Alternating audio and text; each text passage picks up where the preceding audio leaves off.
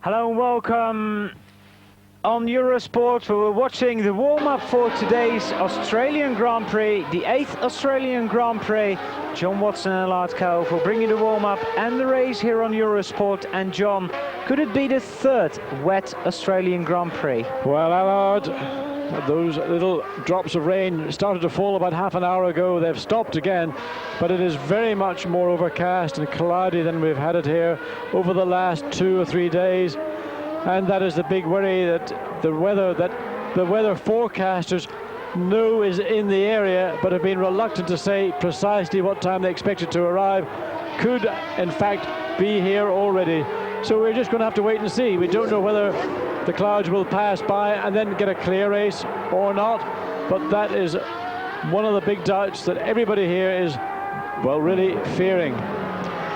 We see Nigel Mansell out of the pits and straight back in as normal, and that's a man who is tipped by many, including your two commentators, to have a very strong chance of winning this year's Australian Grand Prix. Ayrton Senna on the front row alongside Nigel Mansell, and in spite of Honda's withdrawal after this Grand Prix, they have still put more, well, 100% into providing the team with the best possible chance of winning this, their last Grand Prix for, well, let's say the short-term future anyway. And Ayrton Senna has made great use of that. He was quickest in the Saturday qualifying session, quicker than Nigel Mansell.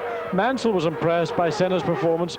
He reckoned the McLaren team had picked up something like half a second over the time he had done on Friday, because the day itself was probably up to a second or more slower than the Friday qualifying session. And I'm sure Mansell will be very aware indeed that his arch rival Ayrton Senna is going to be quick out of the blocks into that first chicane, some 300 meters from the start line here in Adelaide. We just saw a shot from Ayrton Senna, a rearward facing shot, and there is a lot of dust on the circuit. I mean, being a street circuit, I think it is very dusty indeed, John. And Dust is a problem in any street circuit, but another problem here in Adelaide is, of course, all the support races that make up this weekend. And in fact, between this warm-up and the race, I think there are 2 additional support races. And we've had karts, they put down a different sort of rubber. We've got touring cars, they put down a different kind of rubber. So those are all the additional problems that a team has to take into consideration right now in this warm-up session. And everybody will have at least full tanks, if not 3/4 tanks. We've seen most people go out in fresh, that is new tyres, and they're just really getting the last opportunity to find out what is it going to be like in 3.5 hours' time.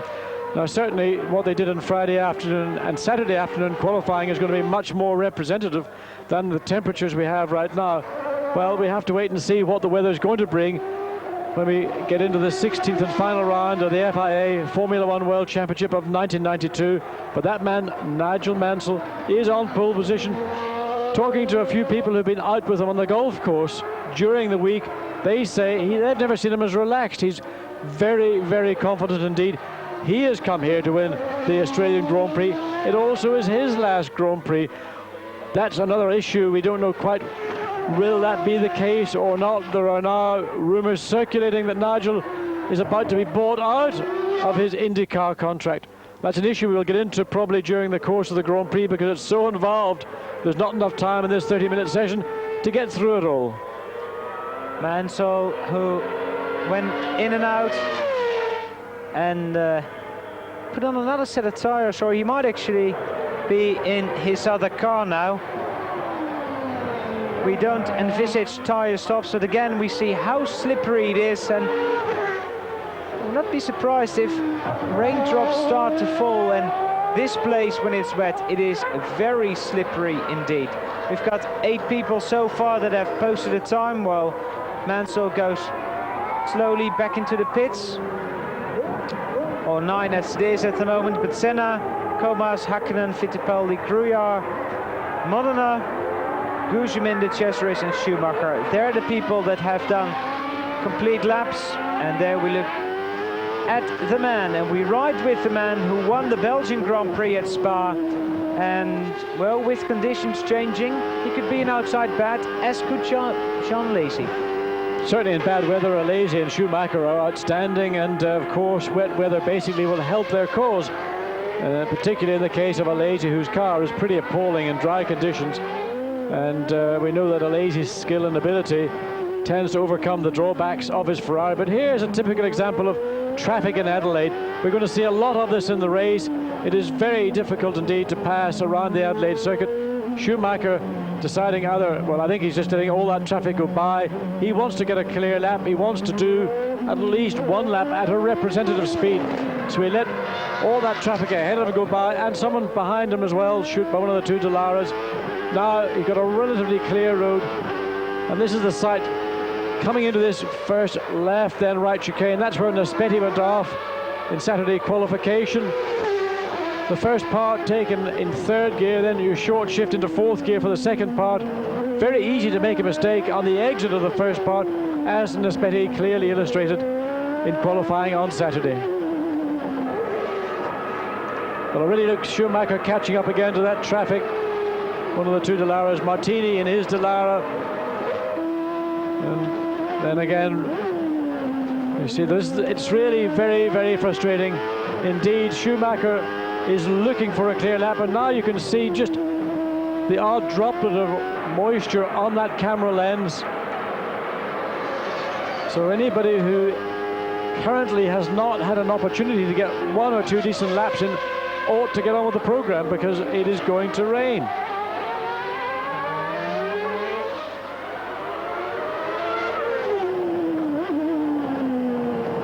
Well, a lot of frustration for Michael Schumacher. He thought he had dropped back far enough, and all he's done is just find himself right up behind another. And JJ later, well, JJ saw Schumacher there, let him get through cleanly, but neither driver really could get out of that fastest hairpin with any pace at all.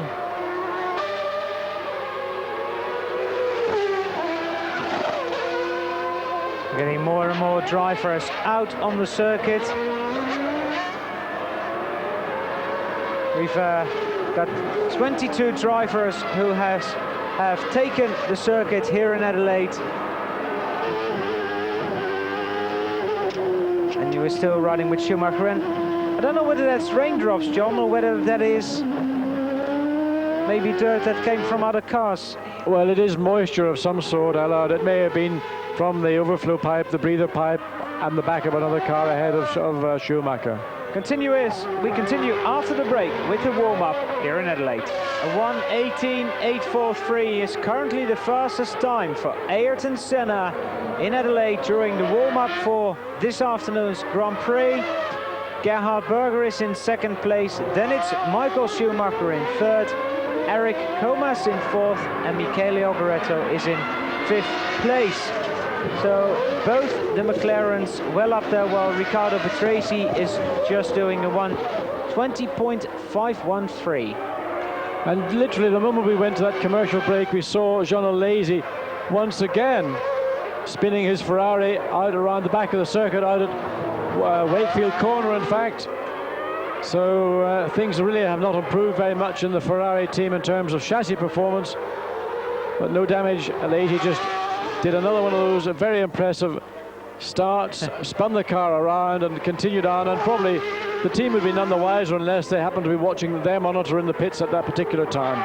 We see places 9 to 16, while you're behind this you're watching Ukio Katayama, teammate Bertrand Gachot as well up there. We see both the marchers who've done more laps than in the first qualifying session, and we see Gachot, Gruyard, Lammers behind Katayama, and Ayrton Senna in the background, or is it Gerhard Berger? It's Berger. And as ever, the Tyrrell very quick down the straight. Well, Gruyard also went very deep into that corner. Whether he saw Berger there or not, he certainly allowed him to go through.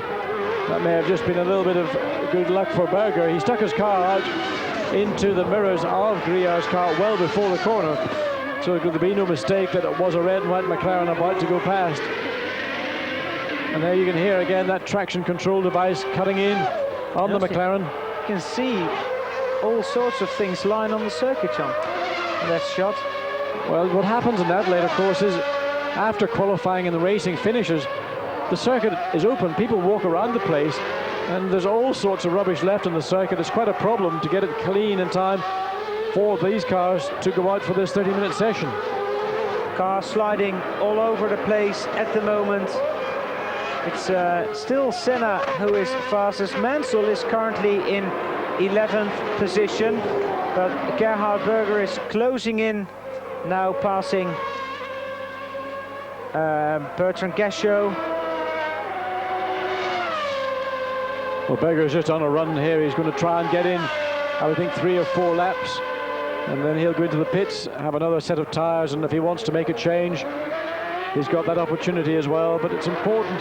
Now you notice just under braking there, you can see again the glow from McLaren's, the discs, the carbon fibre, carbon pad on that car, and brakes are a big problem here, and particularly a car like McLaren, who throughout the season have been in some races slightly marginal on brakes. Here is a race that is very hard on brakes, so they have made extra provision for this particular event. Gerhard's fastest on a 1:18.745. So Gerhard Berger, who's taken over top spot from teammate Ayrton Senna. Both the Williams drivers are 3rd and 4th on the 1:19.1 and the 1:19.5. Nicola Larini is up there on a 1:20, but I think, John, it's very much, you mentioning it, Berger on a run, maybe 3 or 4 laps. If you can get 3 or 4 consecutive laps without any traffic, you're right in the ballpark. Well, that's what you have to do. You just got to go out and try and get those consecutive laps in, get the tyres run in, get them accustomed to the circuit, and the more laps, of course, you do, generally speaking, the quicker you will go.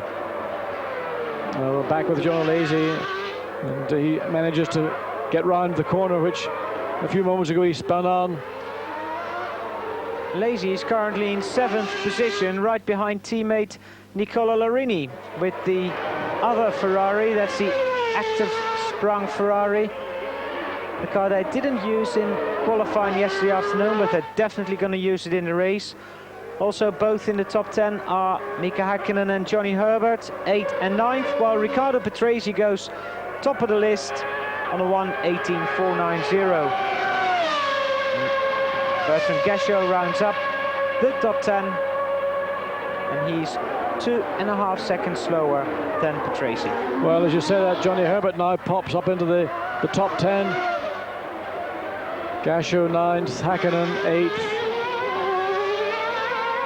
Anyway, it's Lazy who, in these conditions, always excels. If it's wet, he's going to be a joy to watch. And here's another man who's driving his last Grand Prix for this team, JJ Leto, hoping for happier times than he has had last year, or the year we finished here in Adelaide, because it just has not been a happy season for the Finnish driver. Well, of course, he will be driving with the Sauber team in 1993, and we're hearing all the time of very, very encouraging performances from that as yet unraced Sauber with the Ilmor V10 engine, and that's the original Ilmor V10. The actual engine that car is meant to have is still not in a chassis, and that's meant to be even better than the current Ilmor engine is. So for JJ, this probably represents the first really serious opportunity he has to be competitive in Grand Prix racing. And like his fellow Finn, Mika Häkkinen, both very talented, both very quick, very exciting. I think that's a very important part today in Grand Prix racing, to have a driver who actually makes it look exciting.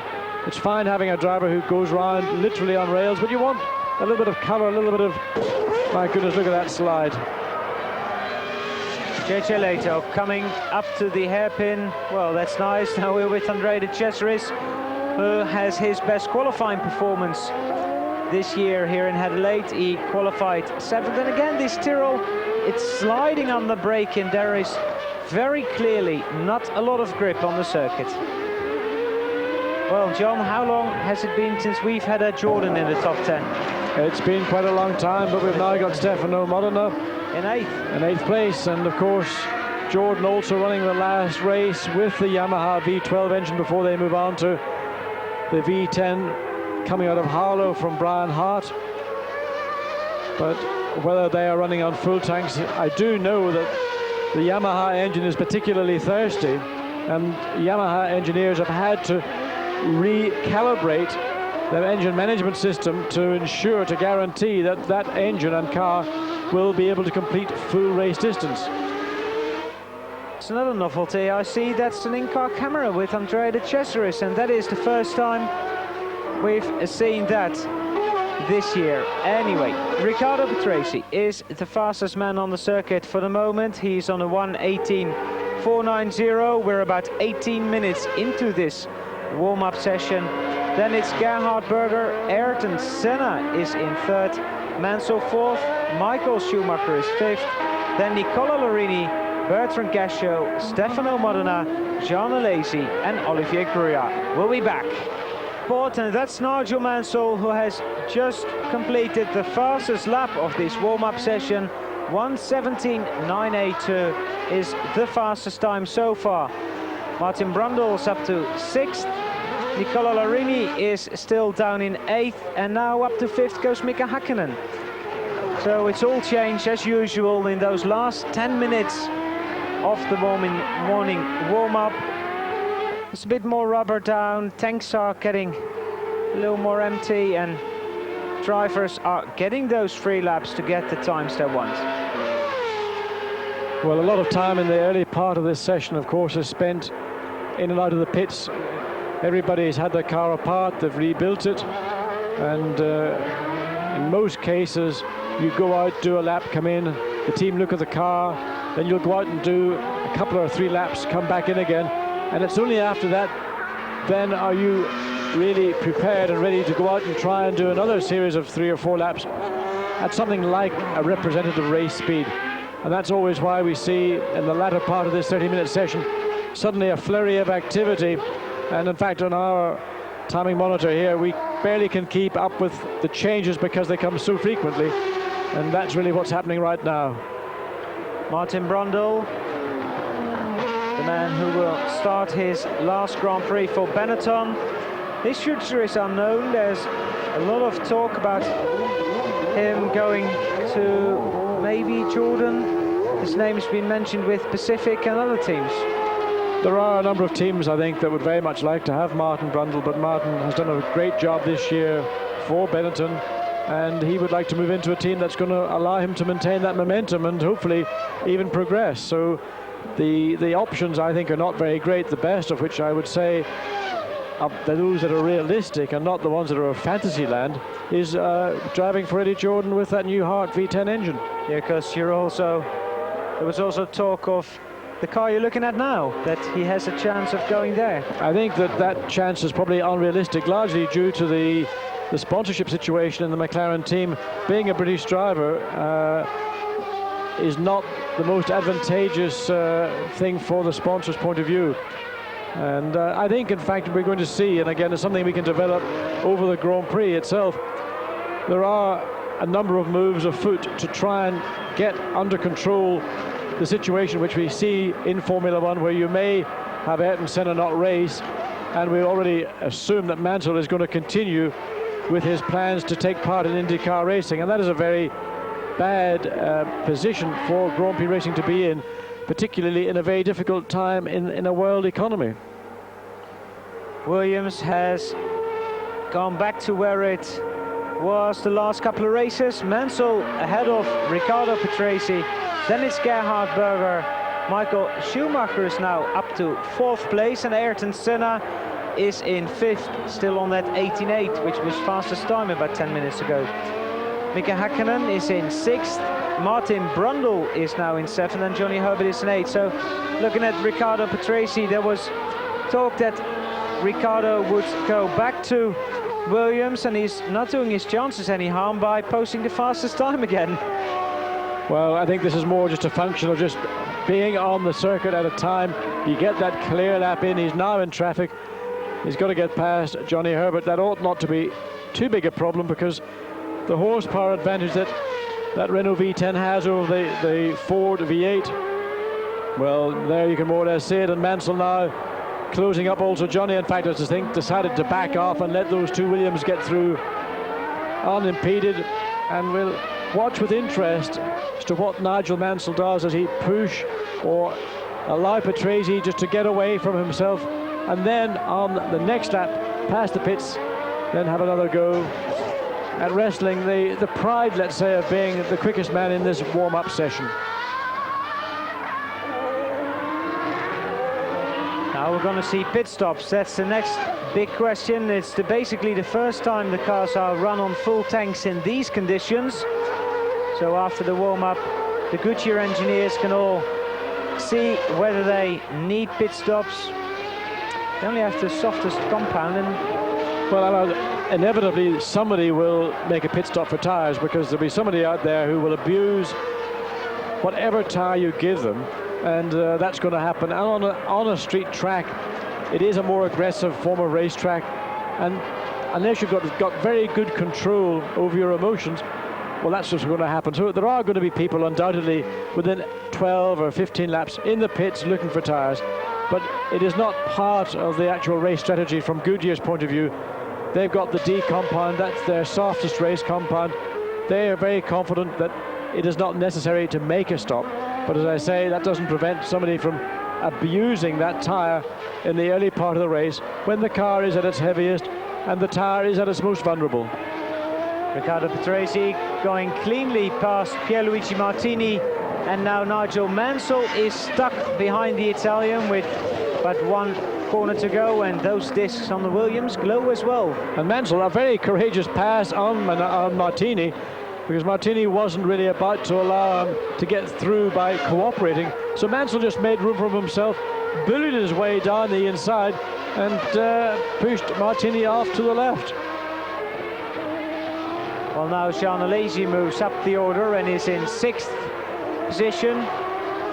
Still 2 seconds slower than the drivers you're looking at now. And Mansell really trying to chase Riccardo Patrese. He can see Patrese, he can close on him. Well, Patrese is slowing down. Off. He backed off, and so really Patrese done his little run. He's quite happy with what he's done. Ayrton Senna's now popped up into 3rd place, 1 minute 17.989. I was about to say, what's happened to Ayrton Senna? He, if you like, is the tip for the top here in Adelaide, and throughout the session, or for the first 27 minutes of it, he was behind Gerhard Berger. He's now put himself 1 slot ahead of Berger. Senna 3rd, Berger 4th, Michael Schumacher virtually the same time as Gerhard Berger, but some 0.8 of a second behind Ayrton Senna. 4 minutes to go. They tell Riccardo, and Nigel, who is 0.6 of a second slower, 18.0. That's slower than his fastest time so far. And almost Nigel getting very wide. He had to pass one of the 2 Minardis. He got offline coming into that little left-right. It then was offline on the exit of it as well. Didn't slow him down very much. Oh, and look at that, Nigel, you're going to lose it. Oh, you were very lucky there.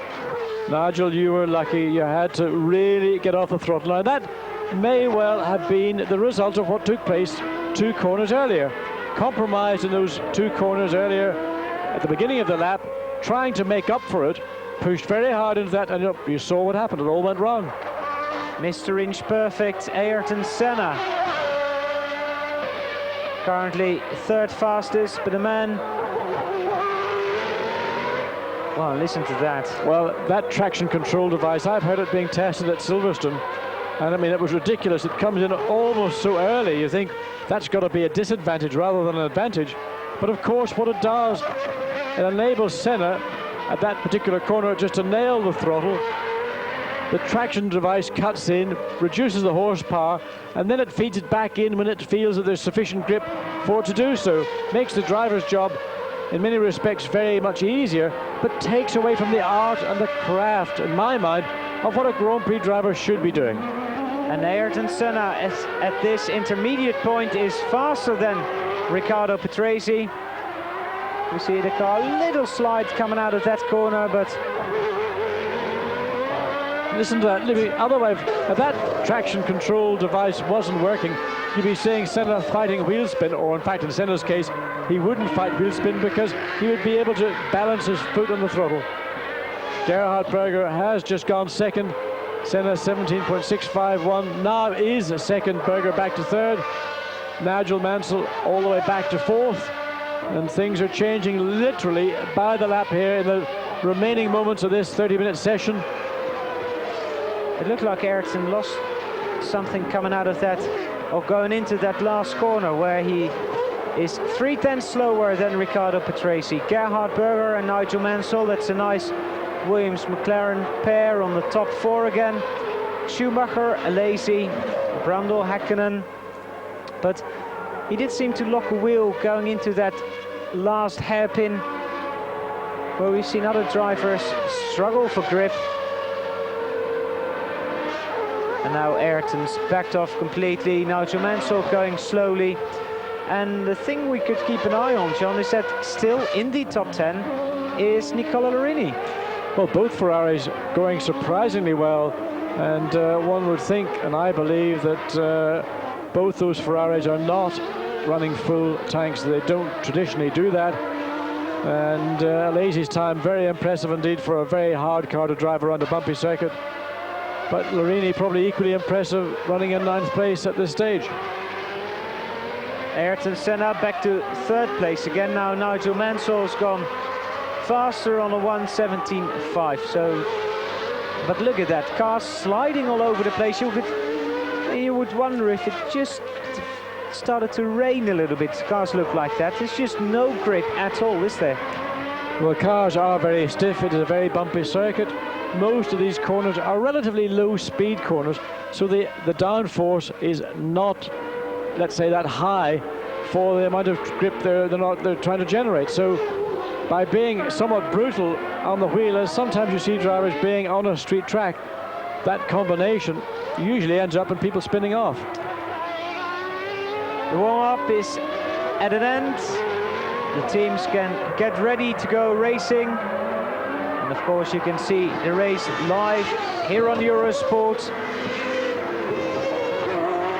All 61 laps of them.